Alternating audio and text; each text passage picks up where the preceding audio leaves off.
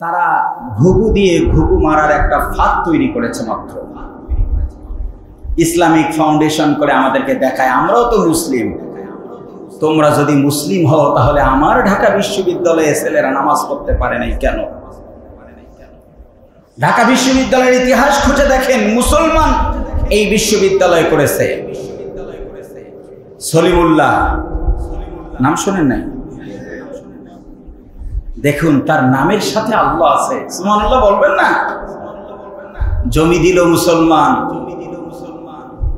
ভবন দিল মুসলমান, শখ করে মুসলমানরা হোস্টেলের নাম দিল কাজী নজরুল ইসলাম হোস্টেল। তোমরা ক্ষমতায় এসে নজরুল ইসলামের ইসলাম কেটে দিলা, ইসলামে নাকি তোমাদের চুলকানি আছে। তোমাদের লজ্জা হওয়া উচিত, তোমরা কিভাবে মুসলমান দাবি করো। সব নজরুল ইসলাম কলেজগুলোকে নজরুল কলেজ করে দিয়েছে এরাই। রব্বি জিদনি ইলমা গেটে লেখা ছিল, সেই রব্বি জিদনি ইলমা তুলে দেওয়া হয়েছে। পরও তোমার প্রভুর নামে সেটা উঠিয়ে দেওয়া হয়েছে। কোন জায়গায় তোমরা ইসলামের কোন অস্তিত্ব রাখতে চাও নাই।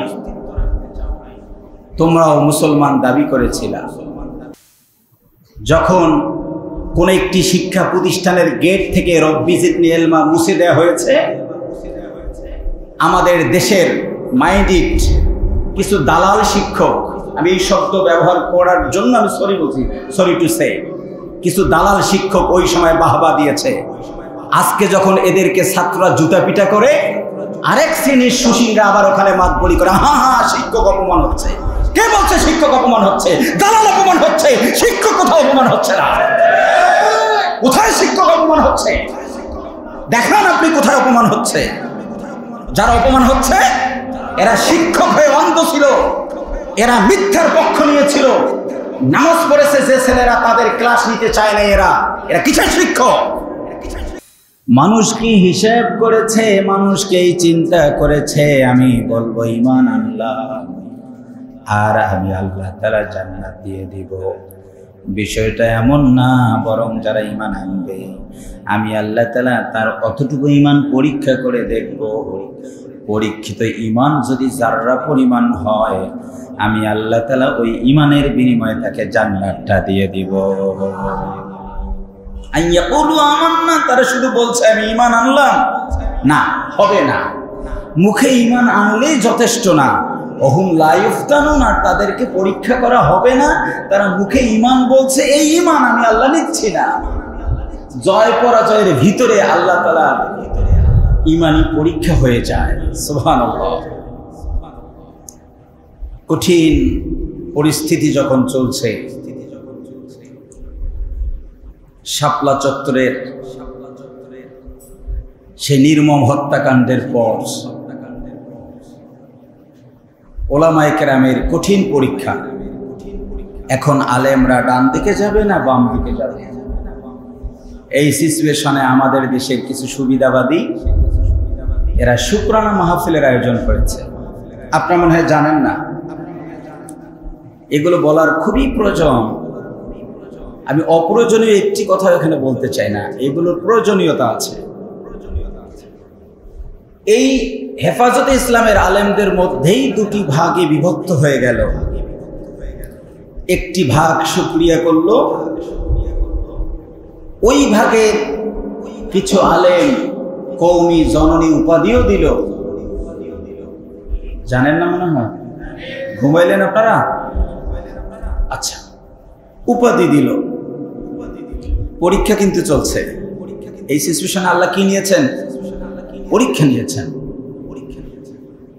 এই সময় তাদের এই শীর্ষ নেতা আল্লামা জুনায়েদ বাবুনগরী রাহিমাহুল্লাহ, তিনি কিন্তু শুকরিয়া মাহফিল সাপোর্ট করে নাই।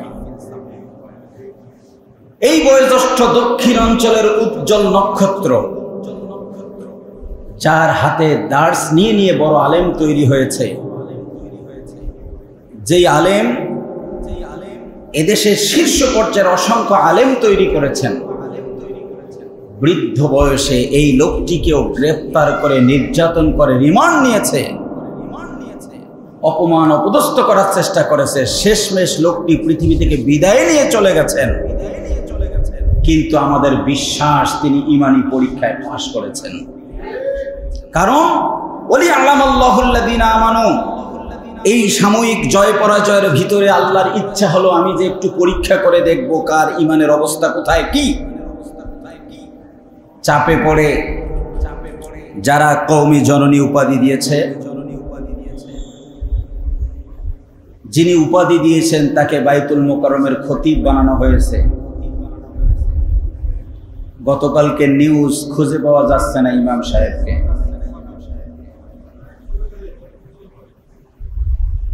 এই ইমাম সাহেবের কি ঈমান ছিল? পরীক্ষায় ফেল করলে তার সার্টিফিকেট থাকে? বাবুনগরী মারা গেছেন, মৃত্যুবরণ করেছেন, কিন্তু মানুষের হৃদয়ে এক বাইতুল মুকাররম না, গোটা পৃথিবীর সকল খতিবের থেকে তার সম্মান আমাদের কাছে বেশি। এই পরীক্ষা যখন চলবে সে সময় পাস করতে পারাটাই চ্যালেঞ্জ। এখন আমাদের ক্লাস চলছে, পরীক্ষার সময় পার হয়ে আসছে। ওই সময়ে প্রকৃত মুমিনদের পরীক্ষা চলছিল। এত চাপের পরেও কোন ইমাম, কোন হুজুর, কোন খতিব, কোন আলেম, কোন সাধারণ পাবলিক ডান দিকে থাকে, এটি আল্লাহ পরীক্ষা করে নিয়েছেন। সুতরাং আল্লাহ সুবহানাহু ওয়া তাআলার উদ্দেশ্যগুলো হচ্ছে কিছুদিন সময় দেই, জালিমরা জুলুম অত্যাচার চালাক, কুক্ষিগত করে ফেলুক, ওয়ালিয়া'লামাল্লাহুল্লাযীনা আমানু, আর আল্লাহ জেনে নিবেন এ কারণে যে কারা কারা ঈমানদার। বলুন সুবহানাল্লাহ। কঠিন সিচুয়েশনে ঈমান কার কার ছিল এটি আল্লাহ রাব্বুল আলামিন দেখে নিতে চান। দ্বিতীয় নম্বর কারণ মারাত্মক। যদি পৃথিবীতে, গোটা পৃথিবীতে সমভাবে ইসলাম প্রতিষ্ঠিত থাকে, কিয়ামত পর্যন্ত যদি প্রতিটি রাষ্ট্রে ইসলাম প্রতিষ্ঠা থাকে, আচ্ছা মুমিনরা শহীদ হওয়ার কোনো রাস্তা আছে? আমি বুঝাতে পারি নাই। শহীদ হওয়ার জন্য মাঝে মধ্যে জালেমদেরকে ক্ষমতা দিতে হবে।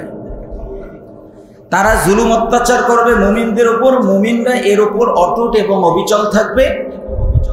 আর আল্লাহ সুবহানাহু ওয়া তাআলা মাঝখানে কিছু বিশেষ ফুলকে তার জান্নাতি ফুল বানিয়ে ফেলবে। এটি খতিবের বক্তব্য না, সূরা আলে ইমরানের 140 নং আয়াত থেকে বলছি, আল্লাহর বক্তব্য।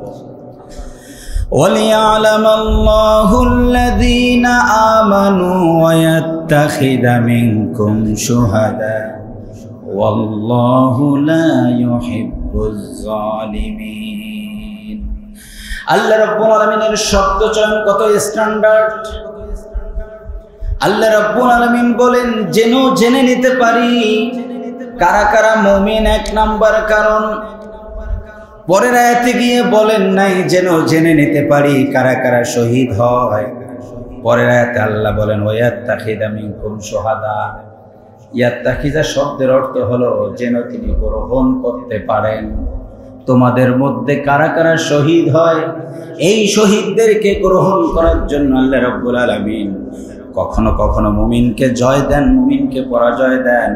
মুমিনরা যখন বিপদে পড়ে, জালেমরা জুলুম করে মুমিনদের বুকেলে যখন গুলি চালায় দেয়, আল্লাহর বক্তব্য হলো এর মাঝে ওয়াত্তাখিযা মিনকুম শুহাদা, তোমাদের মধ্যে যারা শহীদ হতে ইচ্ছা করে আমি আল্লাহ তাআলা শহীদদের গ্রহণ করার জন্য জয় পরাজয়ের ব্যবস্থা করে দিয়েছি। শহীদের ব্যাপারে আল্লাহ জানেন না, শহীদকে আল্লাহ গ্রহণ করেন। সুবহানাল্লাহ বলবেন না?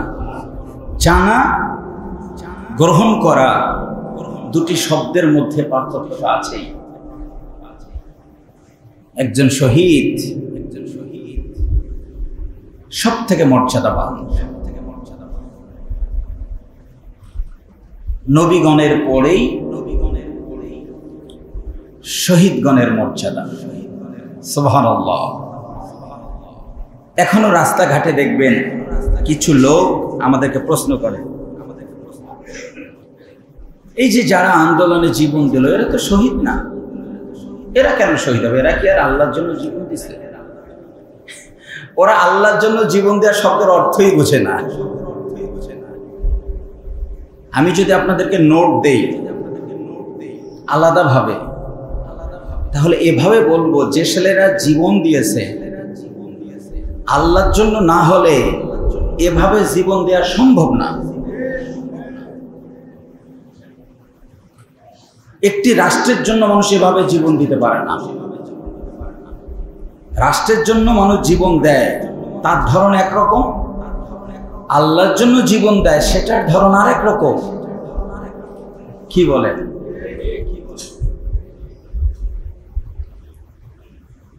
আপনি যদি যারা এই আন্দোলনে জীবন দিয়েছেন তাদেরকে শহীদ বলতে কার্পণ্যতা করেন, তাহলে আপনি আল্লাহ তাআলার আয়াত লঙ্ঘন করবেন। আল্লাহ আমাদেরকে বলছেন, কি বলছেন আমরা দেখি। ওয়ালা তাকুলু লিমান ইউকতালু ফি সাবিলিল্লাহি আমওয়াত বাল আহইয়াউন ওয়ালাকিন লা তাশউরুন। সুবহানাল্লাহ বলেন। একটু সবাই বলেন তো এই বক্তব্যটা কার? আল্লাহ বলছেন পৃথিবীর মুমিনরা কান পেতে শোনো, লা তাকুলু, আল্লাহ রাব্বুল আলামিন নেহি করে দিয়েছেন, আল্লাহ রাব্বুল আলামিন নিষেধ সূচক শব্দ ব্যবহার করে বলেছেন মুমিনরা তোমরা কেউ কোনোদিন কোশ্চেন কালেও বলবা না। এ কথা বলা তোমাদের জন্য আমি আল্লাহ তাআলা নিষেধ করলাম, হারাম করে দিলাম। কোন কথা? লিমান ইউকতালু ফি সাবিলিল্লাহি আমওয়াত, যেই লোকগুলো আমার রাস্তায় জীবন দেয় তাদেরকে তোমরা মৃত্যু বলবা না। লোকগুলো মরে গেছে এ কথা বলবা না। সবাই বলেন তো এই নির্দেশ কার? কি করা লাগবে? আল্লাহ রাব্বুল আলামিন বলেন তোমরা জানো না এরা তো মৃত্যু না, বাল আহইয়াউন ইনদা রাব্বিহিম ইউরযাকুন, এরা জীবিত, এদেরকে আল্লাহ পাক রিজিক দেন, খাবার দেন, এরা জান্নাতের পাখি হয়ে উড়াল দেয়, এদের জন্য আল্লাহ পাক জান্নাতের সব নাজ নিয়ামতের ব্যবস্থা করে দেয়। সুতরাং তোমরা এদেরকে মৃত্যু বলবা না, এরা মরে নাই, বরং এরা শাহাদাতের পানি পান করে সবগুলো জান্নাতের পাখি হয়ে গেছে। আল্লাহর নির্দেশ, আল্লাহর রাস্তায় যারা জীবন দেয় তাদেরকে মৃত বলা যাবে না, তাদেরকে শহীদ হিসেবেই স্বীকৃতি দেওয়া লাগবে। সুবহানাল্লাহ বলেন। এই জন্য যারা এই আন্দোলনে মৃত্যুবরণ করেছেন তাদেরকে আমরা শহীদ বলি। যে ছেলেগুলো আন্দোলনে জীবন দিয়েছেন নিশ্চয়ই তারা অন্তর্বর্তীকালীন সরকারের কোনো সদস্য হবার জন্য জীবন দেন নাই। তারা এই আন্দোলনে নেমেছেন ডু অর ডাই সিদ্ধান্ত নিয়ে, হয় মরব নইলে বিজয়ী হব, মাঝে কোনো তাদের অপশন ছিল না। তার মানে লোকগুলো চূড়ান্ত জীবন উৎসর্গ করার চিন্তা নিয়েই আন্দোলন শুরু করেছে। তাদেরকে আপনি মৃত্যু বলতেই পারেন না, আপনি তাদের জন্য অবশ্যই শহীদ শব্দই ব্যবহার করবেন। এতগুলো লোক জীবন দিল, আপনারা বলেন এ প্ল্যানটাও কার? বলছেন না কেন? আমি তো আয়াত দিয়ে বলছি কার? আল্লাহ তাআলার এই জয় পরাজয়ের মাঝে কারণ কয়টা?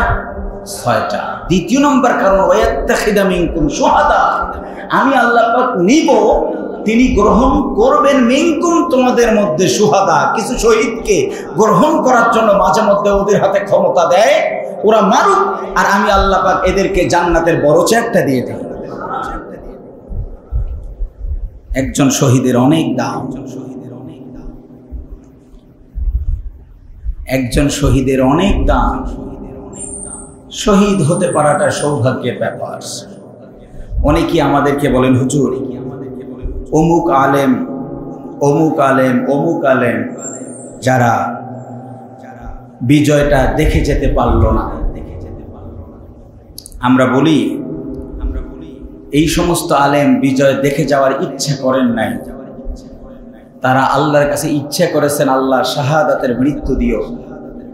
সুতরাং জয় তারা দেখলো কিনা এটা বড় বিষয় না, তারা শাহাদাতের মর্যাদা পেল কিনা এটি বড় বিষয়। কি বলেন ঠিক কিনা?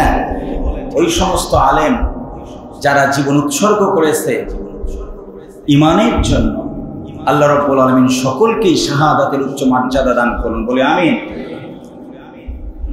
একজন শহীদের এত দাম, আমি যদি এই পয়েন্টটি আলোচনা করি দীর্ঘ আলোচনা করতে হবে, কিন্তু আমি আপনাদেরকে একটি হাদিস শোনাবো শহীদের মর্যাদা কেমন। হাদিসটি শুনলেই আপনার আমার সামনে স্পষ্ট হয়ে যাবে কেন যুগে যুগে অসংখ্য ঈমানদার নিজের জীবন উৎসর্গ করেছেন। রাসূলুল্লাহ সাল্লাল্লাহু আলাইহি সাল্লাম বলছেন, লিশ-শাহীদি ইনদাল্লাহি সিত্তা খিসালিন, আল্লাহর কাছে শহীদদের যত পাওয়া আছে তার মধ্যে গুরুত্বপূর্ণ 6টি উপহার আল্লাহ পাক শহীদদেরকে দিয়ে দেন। কয়টি? 6টি। এক, প্রথমটি হচ্ছে ইউগফারু লাহু ফি আউয়ালি দাফআহ, যখনই শহীদের রক্ত প্রথম ফোঁটাটা জমিনে পড়ে তার আগেই শহীদের জিন্দেগীর সব গুনাহ আল্লাহ মাফ করে দেন। আর একবার একটু জোরে বলবেন না? যে ব্যক্তির জীবনের গুনাহ মাফ মৃত্যুর সাথে সাথে, তার থেকে কপালওয়ালা লোক কি পৃথিবীতে থাকতে পারে? এক, আল্লাহ নবী বলছেন ইউগফারু লাহু ফি আউয়ালি দাফআহ, এই লোকটির প্রথম রক্তবিন্দু যখন এই জমিনে পড়ে তখনই তার জিন্দেগীর সব গুনাহ আল্লাহ মাফ করে দেন। দ্বিতীয় নাম্বার, একজন শহীদের উপহার হলো ওয়ায়ারা মাকআদাহু মিনাল জান্নাহ, আল্লাহ পাক সাথে সাথে শহীদকে তার জান্নাতের নাজ নিয়ামতগুলো তার সামনে উপস্থাপন করে দেখান যে তুমি শহীদ হলে তোমার গুনাহ মাফ করলাম আর তোমার জন্য এই জান্নাত আমি আল্লাহ রেডি রেখেছি। শহীদগণ মৃত্যুর সাথে সাথে তার জান্নাত দেখে, বলি আল্লাহু আকবার। 3 নাম্বার লাভ ওয়ায়ুজারু মিন আযাবিল কবরি, 3 নাম্বার লাভ হলো যারা আল্লাহর রাস্তায় শহীদ হয়ে যায় আল্লাহ পাক তার কবরের আযাবগুলো সব বন্ধ করে দেন। 4 নাম্বার লাভ হলো আল্লাহ নবী বলেছেন ওয়া মানু মিনাল ফাজাইল আকবার। 4 নাম্বার লাভ হলো কিয়ামতের ময়দানে মানুষের ভয়াবহ পরিস্থিতি তৈরি হয়ে যাবে, সব লোক অস্থির হয়ে যাবে, কেউ কোনো জায়গায় গিয়ে দাঁড়াতে পারবে না। ওই দিন আল্লাহ রাব্বুল আলামিন সব থেকে নিরাপদ করে দিবেন শহীদদেরকে, সুবহানাল্লাহ। 4 নাম্বার লাভ হলো কিয়ামতের ময়দানে শহীদরা সব থেকে বেশি নিরাপত্তা লাভ করবে। 5 নাম্বার শহীদের পুরস্কার ওয়ায়ুদাউ আলা রাসিহি তাজুল ওয়াকায়াকুত, আল্লাহ নবী বলেছেন কিয়ামতের ময়দানে শহীদদের মাথায় আল্লাহ পাক একটা ইয়াকুত পাথরের সুন্দর একটা টুপি পরায় দিবে। দূর থেকে লোকগুলো দেখে বুঝবে আমরা জুলুম করে অত্যাচার করে যেই লোকগুলোকে মেরে ফেলেছিলাম, কিয়ামতের ময়দানে আল্লাহ রাব্বুল আলামিন ইয়াকুত পাথর বসানো সুন্দর টুপি তাদের মাথায় দিয়ে কিয়ামতের ময়দানে সব থেকে সম্মানের জায়গাটা আল্লাহ পাক শহীদদেরকে দিয়ে দিবে। শহীদদের জন্য আল্লাহ রাব্বুল আলামিন সম্মানের টুপি, সম্মাননা, সংবর্ধনার ব্যবস্থা করবেন। আল্লাহ পাক সম্মানিত ব্যক্তিদেরকে সম্মান দেন। এই জন্য দুনিয়াতে যারা ভালো কিছু করবে এরই ধারাবাহিকতায় তাদেরকেও সংবর্ধনা অভ্যর্থনা দেওয়া দরকার। কি বলেন, তাই না?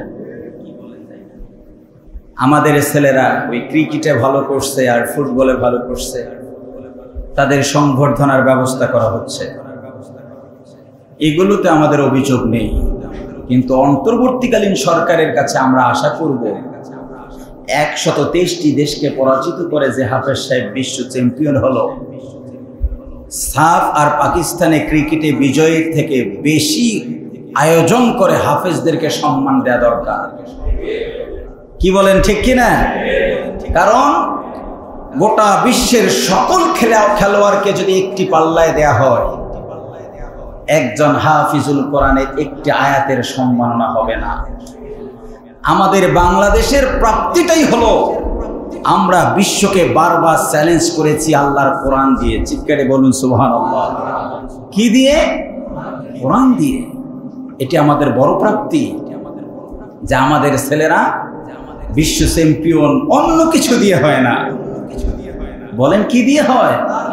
হ্যাঁ, এতদিন তারা বুঝতে পারে নাই যেই দেশের ছেলেরা কোরআনকে সামনে রেখে বিশ্ব চ্যাম্পিয়ন হতে চায়, সেই দেশ থেকে কোরআন নির্মূলের ষড়যন্ত্র করে কোরআন যে নির্মূল করা যাবে না তার প্রমাণ ইতিমধ্যেই বাংলাদেশে হয়ে গেছে।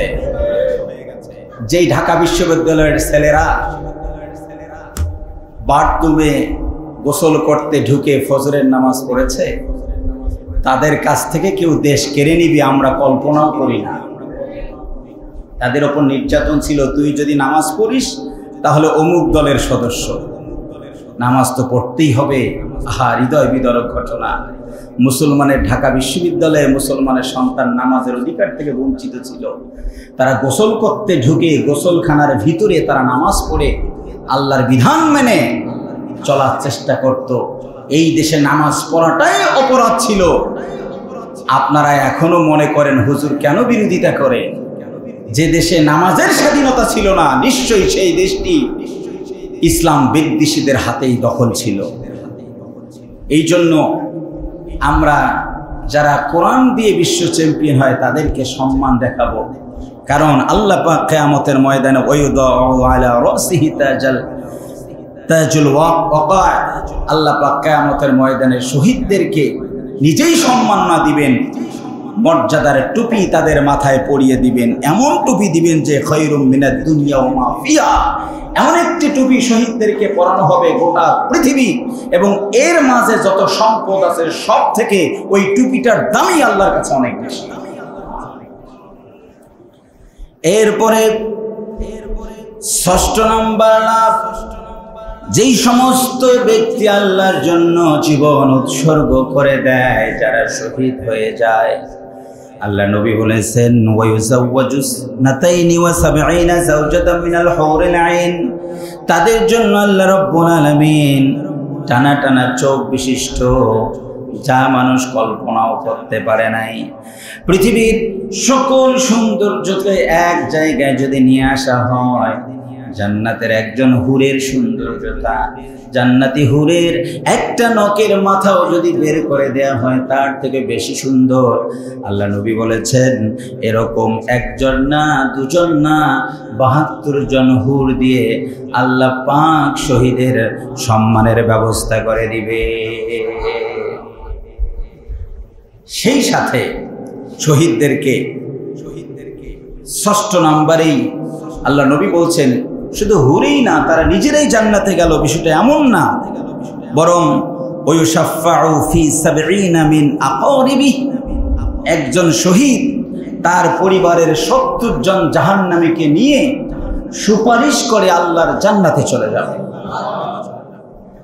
শহীদি জীবনটা কত সম্মানের, কত মর্যাদার, কত কৃতিত্বের।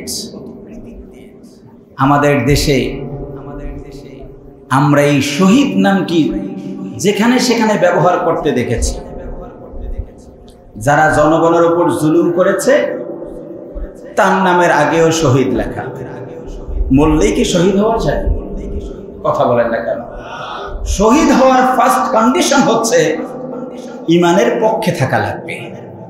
মরতে গেলে ডান দিকে মরতে হবে, বাম দিকে মরলে শহীদ হওয়ার কোনো সুযোগ নেই।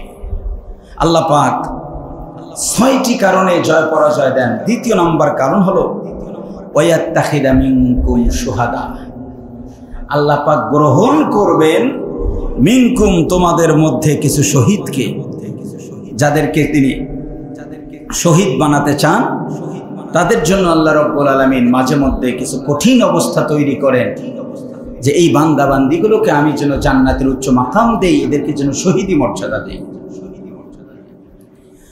এরপরে তৃতীয় নম্বর কারণ আল্লাহ বলেছেন ওয়ালিউমাহহিসাল্লাহুল্লাযীনা আমানু ওয়া ইয়ামহাকুল কাফিরিন। তৃতীয় নম্বর কারণ, কিছু মুমিনকে আল্লাহ পাক সংশোধন করায় নেবেন। কিছু মুমিন আছেন, যেই মুমিনরা ঈমান আছে কিন্তু হক এবং বাতিলের মাঝে পার্থক্য নিরূপণ করতে পারে নাই। মাঝে মধ্যে বিজয়ী করে অথবা মাঝে মধ্যে মুমিনদেরকে পরাজিত করে এই মুমিনদের ঈমানকে আল্লাহ পাক ইসলাহ করে দেন, বিশুদ্ধ করে দেন। আমরা সাম্প্রতিক সময় বিজয়ের পরে লক্ষ্য করছি অনেক ব্যক্তি যারা সঠিকটা বুঝতে পারে নাই, অনেকেই তওবা করছেন যে হুজুর এতদিন বুঝি নাই, এখন তওবা করছি, আর কোনোদিন ইসলাম বিদ্বেষীদের সঙ্গে যাব না। কি বলেন, রাস্তাঘাটে আপনারা শোনেন না এরকম? এই সমস্ত মুমিনদেরকে ইসলাহ করার সুযোগ তো আল্লাহ দিয়েছেন, আপনি কেন দিবেন না? ওয়ালিউমাহহিসাল্লাহুল্লাযীনা আমানু, আল্লাহ বলছেন যে আমি জয় পরাজয়ের মাঝে কিছু মুমিনকে পরিচ্ছন্ন করে নিতে চাই, ক্লিন করে নিতে চাই, পরিষ্কার করে নিতে চাই, এরা যেন জান্নাতের উপযুক্ত হয়। এতদিন পর্যন্ত আমরা তথ্য সন্ত্রাসের কবলে আবদ্ধ ছিলাম। কি বলেন? কেন তথ্য সন্ত্রাসে ছিলাম না আমরা? যিনি বলেন আমার কোনো লোভ নাই, আমি সকালে উঠে তাহাজ্জুদ পড়ি, নিজের হাত দিয়ে চা বানিয়ে খাই, কি পরহেজগার মানুষ। আর এখন দেখি এস আলম গ্রুপের 1.5 লাখ কোটি টাকার অর্ধেক এরাই খাইছে। অসত্য বললাম?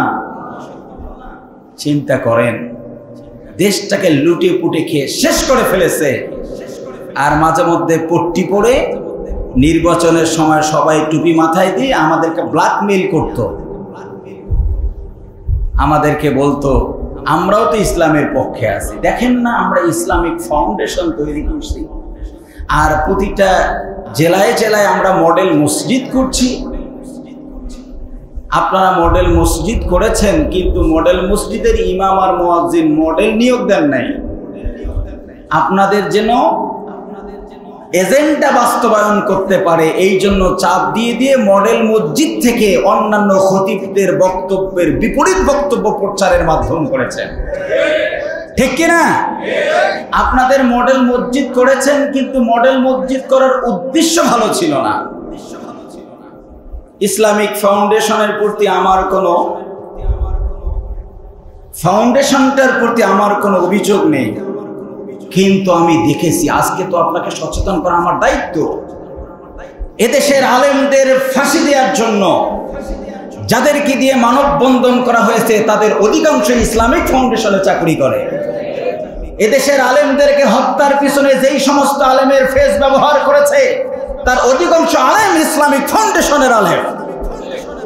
ইসলামিক ফাউন্ডেশনের আলেমদেরকে দিয়ে আমাদের দেশের ইসলাম নির্মূলের অপচেষ্টা চালানো হয়েছে। আপনারা ঠিক বললেও ঠিক, না বললেও ঠিক, আমি উইদাউট অ্যানালাইসিস কিছু বলি না। তারা ঘুঘু দিয়ে ঘুঘু মারার একটা ফাঁদ তৈরি করেছে মাত্র। ইসলামিক ফাউন্ডেশন করে আমাদেরকে দেখায় আমরাও তো মুসলিম, তোমরা যদি মুসলিম হও তাহলে আমার ঢাকা বিশ্ববিদ্যালয়ে ছেলেরা নামাজ পড়তে পারে নাই কেন?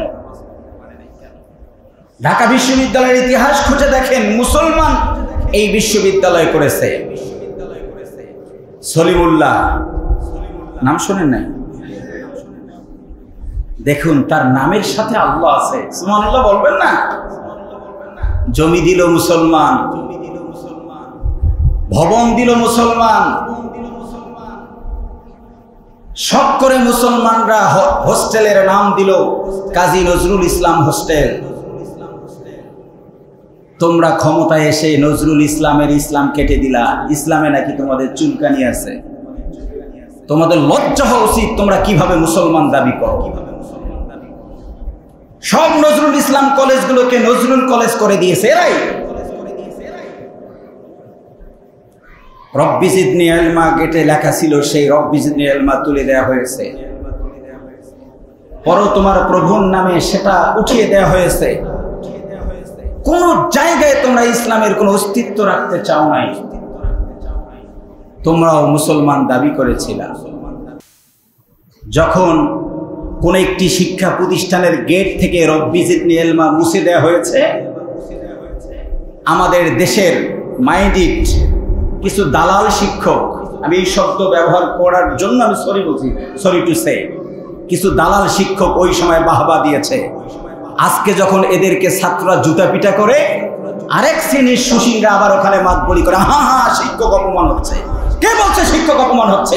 দালাল অপমান হচ্ছে, শিক্ষক কোথাও অপমান হচ্ছে না। কোথায় শিক্ষক অপমান হচ্ছে? দেখান আপনি কোথায় অপমান হচ্ছে। যারা অপমান হচ্ছে এরা শিক্ষক হয়ে অন্ধ ছিল, এরা মিথ্যার পক্ষ নিয়েছিল।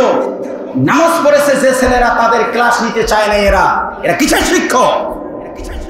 যে ছেলেরা ইসলামী আন্দোলন করেছিল তাদেরকে বলেছিল তুই ক্লাসে আসবি না, তুমি কিসের শিক্ষক? তোমার কাছে নীতি নৈতিকতা ছিল না। তোমার ছাত্ররা বুঝতে পেরেছে এই দালালকে আর চেয়ারে রাখা যাবে না, যার কারণে তোমাকে অপমান করে তারা নামাই দিচ্ছে। আমি ব্যক্তিগতভাবে বলছি, আবার সরি টু সে, আমি কোন শিক্ষককেই অপমান করার পক্ষে না। আমি বলছি না যে ছাত্ররা ভালো কাজ করছে, কিন্তু আমি দুর্বলতাটা বলে দিচ্ছি আপনাদেরকে। আমি রিকোয়েস্ট করব কোন যুবক ভাই, কোন শিক্ষককে তোমরা এইভাবে অপমান করবো না। আমি এটা চাই না, কিন্তু যেটা ঘটে যাচ্ছে আমি এটা এক্সপ্লেইন করছি, কারণ বের করে দিচ্ছি। কই একজন ভালো শিক্ষককে তো অপমান করতে দেখছি না। যে ছেলেরা বুকের তাজা রক্ত বিলিয়ে দেয় তারা শিক্ষককে অপমান করে হতেই পারে না। যারা জীবন উৎসর্গ করে জাতির জন্য তারা শিক্ষক অপমান করবে হতেই পারে না। শিক্ষককে অপমান করে তাকে, যার মধ্যে শিক্ষকের কোয়ালিটি কোয়ান্টিটি কিচ্ছু ছিল না। ঢাকা বিশ্ববিদ্যালয়ের ভিসি, নামটাও বলে দিই, আ.আ.ম. আরিফিন সিদ্দিকী, যখন তার বক্তব্য শুনেছিলাম আমি অবাক হয়েছিলাম। তুমি অক্সফোর্ড খ্যাত বিশ্ববিদ্যালয়ের প্রধান, বক্তব্য দিতে গিয়ে এসে দেখছি বলছে না ভোট তো সুষ্ঠু হয়েছে, জনগণ ঠিকই ভোট দিয়েছে। আরে মিয়া, তোমাকেই তো জুতার বাড়ি দিয়ে ছাত্র নামাবে। ছাত্ররা চোখের সামনে দেখেছে তুমি চোরের পক্ষ নিয়েছো। কথা বলেন ঠিক কিনা? রিয়ালিটি বুঝতে হবে আপনাকে। আপনার নেতা বলেছে রিয়ালিটি মাইনে নাও, আপনারাও রিয়ালিটি মাইনে নেন। কি বলেন আপনারা, ঠিক কিনা? আমি এরপরে যুবকদেরকে বলবো না, আমরা শিক্ষককে অপমান করব না।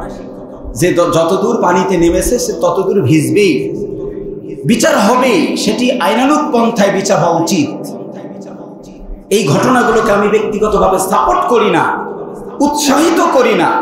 আমি রিকোয়েস্ট করব যুবক ভাইদেরকে, তোমরা কোনো শিক্ষককে অপমান করবে না। প্রতিটা বিষয়ের ইঞ্চি ইঞ্চি হিসাব করে বাংলাদেশে বিচার হবে ইনশাআল্লাহ। তোমরা নিশ্চিত থাকো, এদেশে বিচার হবে ইনশাআল্লাহ। কিন্তু অপমান করা যাবে না, আমরা করব না। যা হয়েছে আমি সেটা এক্সপ্লেন করলাম। এটা হওয়ার কারণ হলো শিক্ষকরা এমন এত নিচে নেমেছিল, জাতি অন্ধ হয়ে যাক, তুমি শিক্ষক অন্ধ হতে পারো না, যার কারণে তোমার ছাত্র আজ তোমাকে অন্ধত্বের জবাব দিচ্ছে মাত্র।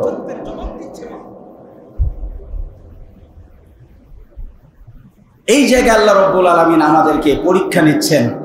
ওলিমা হিসাল্লাহুল্লাযীনা আমানু, আমি জয় পরাজয় দেই কিছু মুমিন যারা ভুল বুঝে হয়তো বাম দিকে ছিল, তাদেরকে আমি পরিষ্কার করে নিতে চাই। সুবহানাল্লাহ বলেন। এখন যারা পরিচ্ছন্ন হবে, পরিষ্কার হবে, ঈমানের পথে আসবে, এটি আল্লাহর চাওয়া। সুতরাং যারা তওবা করে ফিরে আসতে চায় আল্লাহর দিকে, আমরা তাদেরকে ইগনোর করব না, অপমান করব না, অপদস্থ করব না। ক্ষমার দরজা আল্লাহর কাছে সবসময় উন্মুক্ত। বিশ্ব নবীও যারা ভুল বোঝার পর সঠিক পথে আসছে তাদেরকে ছোট করেন নাই, বরং তারাই পরবর্তী সময় বড় মর্যাদাবান হয়ে গেছে।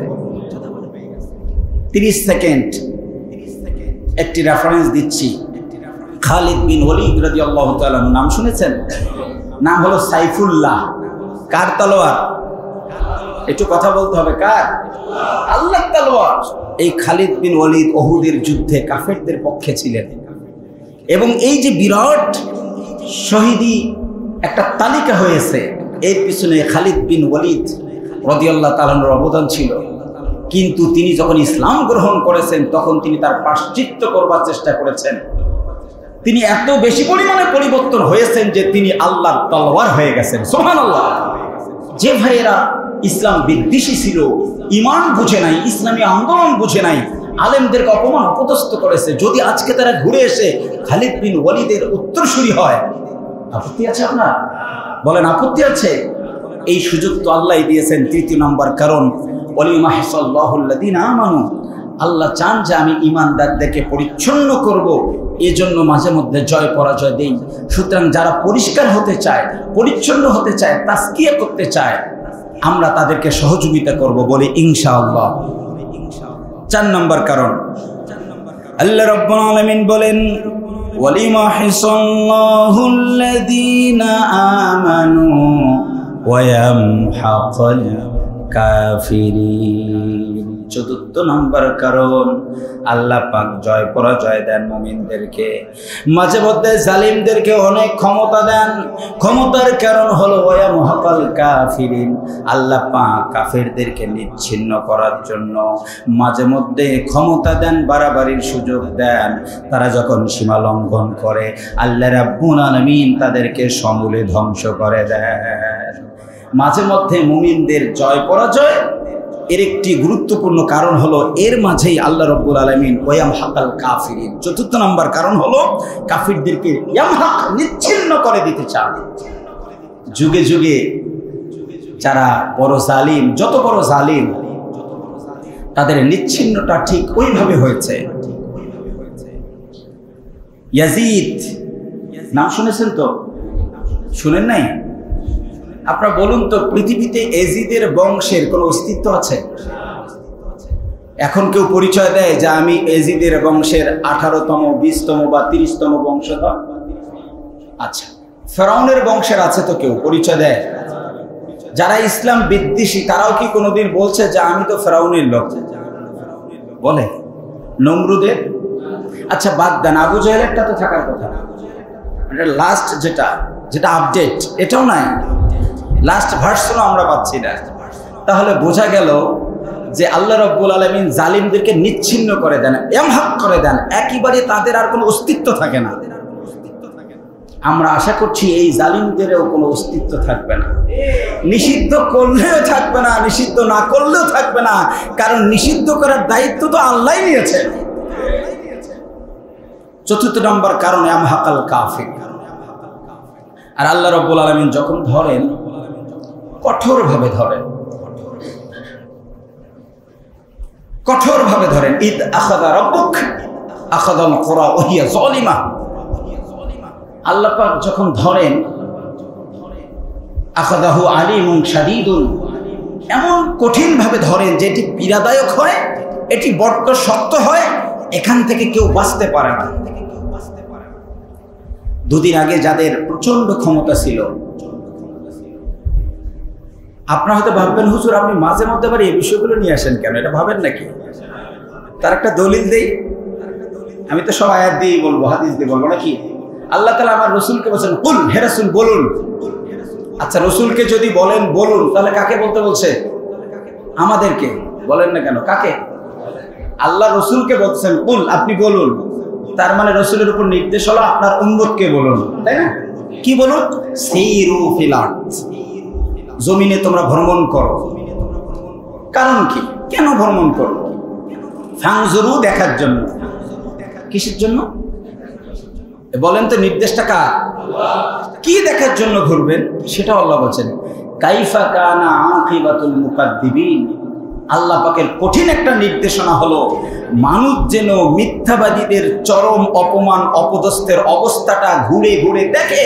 নামাজ পড়া যেমন আল্লাহর অর্ডার, জালিমদের অবস্থানটা দেখে এবং দেখানো এটাও আল্লাহর অর্ডার।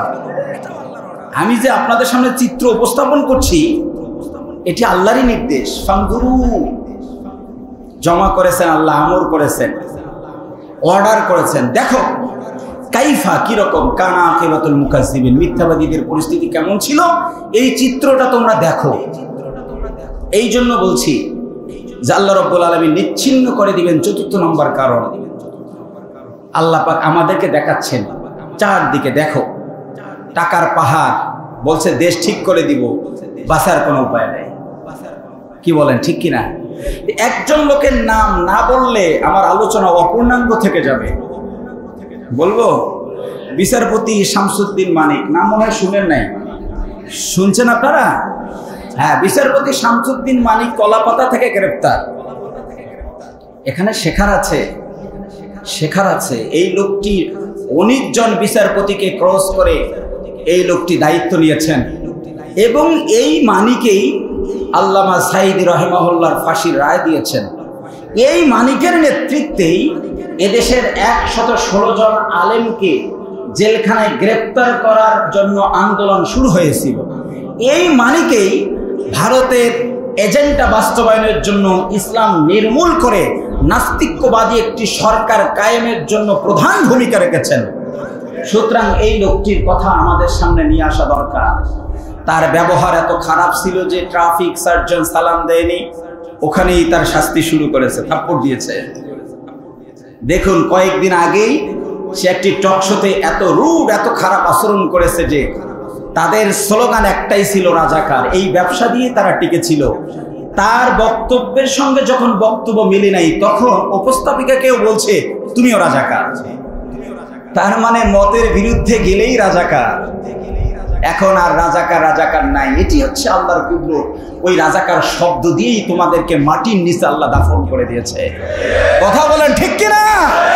এদেরকে দাফন আল্লাহ করেছেন ওই শব্দ দিয়ে। আল্লাহ বলছেন ফাংসুরু, এগুলো দেখতে হবে মিথ্যাবাদীদের চরম অপমানটা কেমন হয়। তাকে ধরলো, অনেক টাকা পয়সা।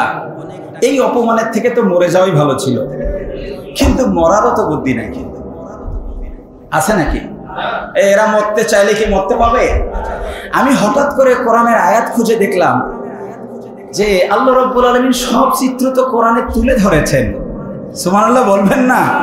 আমি বলছি না যে বিচারপতি শামসুদ্দিন মানিকের জন্য আয়াত নাজিল হয়েছে, কিন্তু আয়াত এমন ভাবে আল্লাহ এমন স্টাইলে A+B² দিয়ে রাখছেন যে আপনি সেখানে যা বসাবেন তাই মিলবে।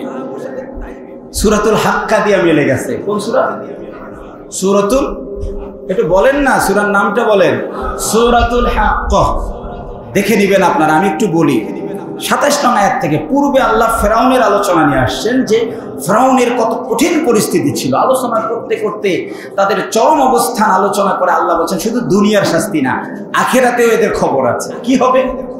এমন কঠিন সিচুয়েশন হবে, এরা বলবে ইয়া লাইতাহা কানাতিল কাদিয়া, হায় আফসোস যদি আজকে মরে যেতে পারতাম, এটাই ভালো হতো। কিন্তু মরতে চাইলেই কেউ কি আর মরতে পারবে? ওই দিন লোকগুলো আফসোস করে বলবেন মা আগনানি মালিয়া, আজকে তো মরে যেতে পারলে ভালো হতো, কিন্তু আমাদের সম্পদের অভাব ছিল না। হাজার হাজার কোটি টাকা আমরা মালিক হয়েছিলাম। মা আগনা আন্নি মালিয়া, আমার যা সম্পদ ছিল, টাকা ছিল, আজকের দিনে টাকা দিয়ে কেন যেন আমাদের কোনো কাজে আসে না। টাকাওয়ালারাও ধরা পড়ছে, কিন্তু টাকা কি কাজে লাগতেছে? এটা দিয়ে শিখতে হবে আখিরাতে এরকম ঘটনাই ঘটবে। মা আগনা আন্নি মালিয়া, তারা বলবে আল্লাহ এত টাকা ছিল, এগুলো কি তুমি নিয়ে আমাদের পরিত্রাণ দিবা না? আল্লাহ বলছেন নো, টাকার কোনো ভ্যালুই নাই। এদেরও তো আজকে নাই, ঠিক কিনা? এরপরে আল্লাহ বলেন হালাকান্নি সুলতানিয়া, এই লোকগুলো আফসোস করে বলবে হালাকান্নি, আমার জন্য হলক হয়ে গেছে, শেষ হয়ে গেছে সুলতানিয়া, আমাদের যে রাজত্ব ছিল একদিন আগে, যে প্রশাসন আমাদের কথায় উঠতো আর বসতো, হালাকান্নি সুলতানিয়া, আমাদের সেই রাজত্ব কোথায় গেল, কোথায় গেল, কোথায় গেল? তারা সেই দিন আল্লাহর কাছে বলবেন, কিন্তু সেই দিন তাদের রাজত্ব দিয়ে তারা পরিত্রাণ লাভ করতে পারবে না। এই লোকগুলোর কি না ছিল? দুদিন আগে টাকা ছিল, ক্ষমতাও ছিল। আল্লাহ এই দুই শব্দই ব্যবহার করেছেন, মা আগনা আন্নি মালিয়া হালাকান্নি সুলতানিয়া। তারা বলবে টাকা দিয়েও কাজ হচ্ছে না, ক্ষমতা দিয়েও কাজ হচ্ছে না, হবে তা কি? আল্লাহ বলবেন তোমার আফসোস করে লাভ নাই। ফেরেশতাকে নির্দেশ দিবে খুযুহু ফাগুল্লুহু, এ ফেরেশতারা ধরো, গলায় বাঁধো। বিচারপতি মানিকের দেখলাম গলায় বাঁধছে। তা আমি বললাম যে এখানে আল্লাহ বলছেন খুদুহু ফাগুল্লু, ধরো আর গলায় বাঁধো, তো এরও তো দেখি পাবলিক গলায় বাঁধছে। আয়াত দেখেন আপনি। এরপরে আল্লাহ বলবেন সুম্মাল জাহিমা সল্লু, এদেরকে ধরো আর এদেরকে জাহান্নামের কঠিন অবস্থায় জাহিমে নিক্ষেপ করে দাও। সুম্মা ফি সিলসিলাতিন দারউহা ৭০ দিরান ফাসলুকু, ফেরেশতাদেরকে বলবে ফেরেশতারা ৭০ হাত লম্বা শিকল নিয়ে আসো। শুধু গলায় বাঁধলে তো শাস্তি হবে না, এদের হাত এদের পা বাঁধার জন্য ফি সিলসিলাতিন দারউহা ৭০ দিরান ফাসলুকু, ৭০ হাত লম্বা শিকল নিয়ে আসো। লম্বা শিকল দিয়ে এদেরকে বাঁধো, বাঁধার পরে আমার জাহান্নামে এদেরকে নিক্ষেপ করে দাও। কারণ হলো ইন্নাহু কানা লা ইউমিনু বিল্লাহিল আযীম, এই লোকগুলো মহান আল্লাহর ঈমানের পক্ষে ছিল না। ঈমানদার না হলে পরকালে যেভাবে আল্লাহ শাস্তি দিবেন, ঠিক দুনিয়ার জমিনেও মাঝে মধ্যে এরকম কিছু দৃশ্য আল্লাহ রাব্বুল আলামিন মানুষের সামনে উপস্থাপন করে দেখান যে দেখো তোমাদেরকে ওয়াম হাকাল কাফিরিন, আল্লাহ পাক এমন ভাবে ধরেছেন যে এদেরকে নিচ্ছিন্ন করে দিবে। এরপরে ৫ম নাম্বার কারণ, আর 2টা কারণ আছে, কি বলবো না শেষ করব? কি শুনতে চাচ্ছেন? 2টা কারণ সংক্ষেপে বলছি, 2টা কারণ শেষ। অর্থাৎ ৫ম নাম্বার কারণ কেন মুসলমানদের জয় পরাজয় হয়। আল্লাহ তাআলা বলছেন আম হাসিবতুম আন তাদখুলুল জান্নাতা ওয়া লাম্মা ইয়া'লামিল্লাহুল্লাযীনা জাহাদু মিনকুম ওয়া ইয়া'লামাস সাবিরিন। সুবহানাল্লাহ। আম হাসিবতুম, এরা কি হিসাব করছে যে আন তাদখুলুল জান্নাহ, এরা জান্নাতে যে চলেই গেছে বা জান্নাতে চলে যাবে? না, এমনটা না, বরং জয় পরাজয় দিয়ে ওয়া ইয়া'লামাল্লাযীনা জাহাদু, আল্লাহ পাক ৫ম নাম্বার কারণ বের করবে যে এই যুদ্ধে, এই সংগ্রামে, এই বিপ্লবে কারা কারা জিহাদ করেছে, কারা কারা জিহাদ করে নাই। প্রতিটি জায়গায় জিহাদ শব্দ শুনে আপনারা চমকে উঠলেন না? বাপরে বাপ, হুজুরও জিহাদের পক্ষে। মানে জিহাদ শব্দকে এমন ভাবে আমাদের সামনে উপস্থাপন করা হয়েছে যে ভয়ানক একটা ব্যাপার। কি বলেন, ঠিক কিনা? বিপুল সংখ্যক জিহাদি বই সহ হুজুর গ্রেফতার। আপনারা ভাবছেন তাহলে খতিব সাহেবকে কম খারাপ ছিল? রে বাপ রে বাপ, উনিও জিহাদি। আস্তাগফিরুল্লাহ, বলি না আস্তাগফিরুল্লাহ। আল্লাহ আমাদেরকে হেফাজত করুন, বলে আমিন। সালাত আজকের জুমা যেমন ফরজ, জিহাদও তেমন ফরজ। সুবহানাল্লাহ বলেন। ইনফিরু খিফাফান ওয়া থিকালান ওয়াজাহিদু ফি বিআমওয়ালিকুম ওয়া আনফুসিকুম। আল্লাহ তাআলা সূরা তাওবার ৪১ নম্বর আয়াতে বলছেন দুর্বল হও আর সবল হও। দেখেছেন? দুর্বল হওয়া, খিফাফান ওয়া থিকালান, তোমার দুর্বলতা থাক আর তুমি শক্তিশালী হও। ওয়াজাহিদু, আমার নির্দেশ তোমাকে জিহাদ করাই লাগবে। বিআমওয়ালিকুম ওয়া আনফুসিকুম, সম্পদ আর জীবন দিয়ে জিহাদ করবা। যেই জিহাদ আল্লাহ ফরজ করেছেন, এরা তথ্য সন্ত্রাস দিয়ে ওই জিহাদকে আমাদের জন্য ভয়ানক জিনিস হিসাবে, সন্ত্রাসের একটি প্রতিশব্দ হিসাবে আমাদের সামনে উপস্থাপন করে দিয়েছে। অথচ জিহাদ আর সন্ত্রাস, রাত আর দিন, একটার সাথে আরেকটা যেমন কোনো মিল নাই, জিহাদ আর সন্ত্রাসের সঙ্গে একটা আরেকটার সঙ্গে কোনো প্রকার মিল নাই। জিহাদের উল্টোটাই হচ্ছে টেররিজম, ইরহাব, সন্ত্রাস। ইরহাব, সন্ত্রাসী, টেররিস্ট আর জিহাদ দুটি এক না। জিহাদ হলো আমাদের ছেলেরা যে আন্দোলন করে দুর্নীতি মুক্ত করছে, এটাকে আরবিতে জিহাদ বলে, সংগ্রামকে জিহাদ বলে। আর যারা পেশি শক্তি ব্যবহার করে টাকার অট্টালিকা করে জুলুম অত্যাচার করছে, ওইটাকে সন্ত্রাস বলে। তোমরা যে জিহাদের কথা বলছিলা, ওই জিহাদটা আসলে তোমাদের পরিভাষায় যেটা বোঝানোর চেষ্টা করেছো, সেটা কিন্তু সন্ত্রাসী ছিল, যা তোমরা করেছো। এতদিন তারা যে অত্যাচার জুলুম করেছে, এটি সন্ত্রাস। আর যে সংগ্রাম দিয়ে একটি সমাজকে পরিষ্কার করা হয়, সেটাকে জিহাদ বলে। এটি অন্যায় না, এটি বীরত্ব। কি বলেন, ঠিক কিনা? সর্বশেষ আল্লাহ রাব্বুল আলামিন ৬ষ্ঠ নাম্বার কারণ দিয়েছেন যে আমি এই জয় পরাজয়ের মাঝে আরেকটা ঘটনা ঘটাই। ওয়ায়ালামাস সাবিরিন, ওয়ায়ালামাস সাবিরিন। ইয়ালামা, আল্লাহ জেনে নিতে চান, জানবেন। এটি উলামায়ে কেরাম বুঝবেন। এটি কিন্তু মুজারের সিগা, প্রেজেন্ট এবং ফিউচার দুটি কাল এর মধ্যে আছে। মানে আল্লাহ শুধু নবীর সময় জেনেছেন তা না, কন্টিনিউইটি কিয়ামত পর্যন্ত আল্লাহ জেনে নেবেন কারা কারা সবরকারী ছিল। সুবহানাল্লাহ বলেন। সবরের পরীক্ষা চলছে। যে মাটা সন্তান হারিয়েছে ওই মাটা বুঝতেছে সবর কাকে বলে। যে পরিবার ফুটফুটে সন্তানটা যাকে নিয়ে স্বপ্ন দেখতো ক্যাডার হবে, আমাদের পরিবারের দায়ভার গ্রহণ করবে, ঘুম থেকে উঠে দেখেছে জালিমরা বুক ঝাঁঝরা করে তাকে শহীদ করে দিয়েছে, ওই পরিবারের প্রতিটি সন্তান বুঝতেছে সবরটা কত কঠিন পরীক্ষা। সবাই হাসছে, কিন্তু এই পরিবারগুলোর কারো মুখে হাসি নাই। কথা বলেন না কেন? কারো মুখে হাসি নাই। আল্লাহ পাক এটাও পরীক্ষা করছেন এই সিচুয়েশনে কোন ফ্যামিলির লোকগুলো, পরিবারের লোকগুলো, বাবা মাগুলো সবর করে, আমি আল্লাহ তাদেরকে উচ্চ মর্যাদার জান্নাত দেবার জন্য মাঝে মধ্যে কিছু শহীদ আমি নিয়ে নেই। একটি হাদিস বলেই শেষ করছি। রাসূলুল্লাহ সাল্লাল্লাহু আলাইহি সাল্লামের কাছে একজন নারী আসলেন, উম্মে রুবাই রাদিয়াল্লাহু তাআলা আনহা। এসে বললেন, ইয়া নবী আল্লাহ, আলা তুহাদ্দিসুনি আন হারিস, আপনার কাছে কি সংবাদ আসেনি আমার হারেসের ব্যাপারে? ওয়া কানা কুতিলা ইয়াওমা বাদর, বদর যুদ্ধে আমার হারেস, আমার সন্তান মৃত্যুবরণ করেছেন। কুতিলা শব্দই ব্যবহার করেছেন। এই সংবাদ কি আপনার কাছে আসে নাই? ইয়া রাসূলুল্লাহ, আপনার কাছে আমার একটা জানবার বিষয় হলো যে আমার এই সন্তানটি যদি জান্নাতি হয় তাহলে আমি এটা নিয়ে কোনো অভিযোগ অন্যয় করব না। যদি জান্নাতি হয় তাহলে ফাইন কানা ফিল জান্নাতি সাবারতু, আমি মা সবরের পরীক্ষা দিয়ে আমিও জান্নাত অর্জন করব। যে সমস্ত মায়েরা আমার ভিডিওটি শুনছেন দেশে বিদেশে, আমি শহীদের মাদেরকে সান্ত্বনা দেওয়ার জন্য হাদিসটি নিয়ে আসছি, এবং বাবারাও আপনারা শুনেন। সে একজন মা বলছেন, ফাইন কানা ফিল জান্নাতি সাবারতু, যদি আমি দেখি বা শুনি আমার সন্তান সে জান্নাতি, তাহলে আমি সবর করে আমিও জান্নাতি হয়ে যাব।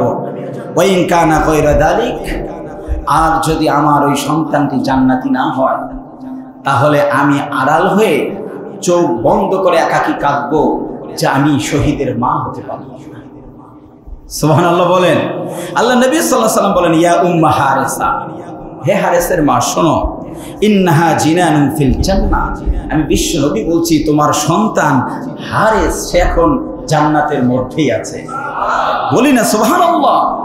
ওয়া ইন্না বানাকি আসাবাল ফিরদাউসাল আলা, এবং আরো একটি শুভ সংবাদ দিচ্ছি, তোমার সন্তান হারেস বদরে শহীদ হয়েছে। সে হারেস বর্তমান জান্নাতের সবথেকে উঁচু স্থানেই সে অবস্থান করছে। সুতরাং আল্লাহ পাক চান আমার বান্দা বান্দীদের মধ্যে মাঝে মধ্যে জয় এবং পরাজয় দিব, মাঝখানে গিয়ে আমি 6টি পরীক্ষা নিব, দেখবো কারা কারা প্রকৃত মুমিন। এরপরে এর ভিতর থেকে কিছু লোককে আমি শহীদ হিসেবে বেছে নিব।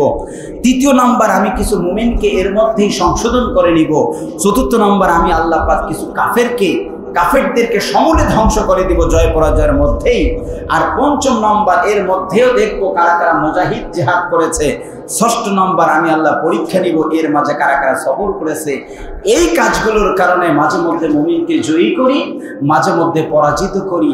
জয় পরাজয় যাই হোক না কেন, মাঝখানে গিয়ে আমাদের পরীক্ষায় পাশ করার দরকার আছে না নাই? আল্লাহ পাক আমাদেরকে পরীক্ষায় পাশ করে জান্নাতের উচ্চ মাকাম অর্জন করার তৌফিক দান করুন। আমিন।